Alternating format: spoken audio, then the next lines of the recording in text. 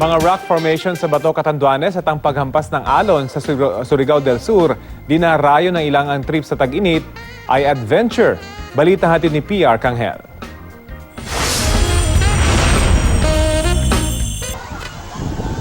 Grabe!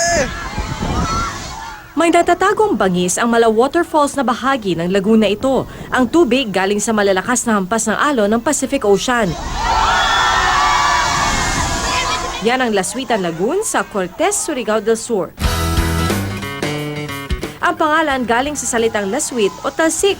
Ang bawat hampas ng alon, instant shower sa mga turista. Mas dinaragsaraw ito kapag Oktubre hanggang Disyembre kung kailan mas malakas ang alon. Pero kahit kalmado ang dagat, patok pa rin itong pasyalan dahil maaaring akyatin ang mataas na limestone at makita ang kabilang bahagi ng dagat. Pwede rin mag-dive sa malinis at malinaw na tubig ng lagoon. Kahit walang last sweet, okay pa rin at least naramdaman namin yung kapaligiran, yung view dito.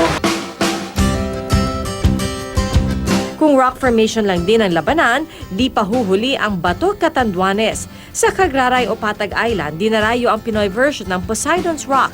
Malakristal ang nakapaligid na tubig ng Pacific Ocean. Sulit sa mga adventure seeker ang mahabang biyahe dahil kapalit nito ang malaparaisong ganda. PR Kanghel, GMA News.